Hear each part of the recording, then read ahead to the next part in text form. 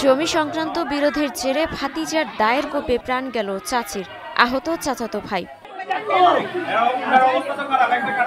স্থানীয়রা জানায় নাটোরের নলডাঙ্গা উপজেলার নশরতপুর এলাকার আব্দুল খালেক ও তার ভাই আব্দুল বারেকের মধ্যে বাড়ির পাশের একটি জমি নিয়ে দীর্ঘদিন ধরে বিরোধ চলছিল। শনিবার বিরোধপূর্ণ ওই জমিতে আব্দুল বারেক কলাগাছ রোপণ করতে গেলে দুই পরিবারের মধ্যে কথা কাটাকাটি হয়। এরই জেরে রোববার দুপুরে আবারও ঝগড়া হয় তাদের।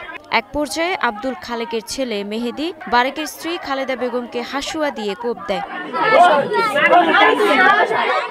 এ সময় বাধা দিতে গেলে চাচাতো ভাই সেলিমকেও আঘাত করে। পরে গুরুতর অবস্থায় দুইজনকে উদ্ধার করে সদর হাসপাতালে নিলে চিকিৎসক খালেদকে মৃত ঘোষণা করেন।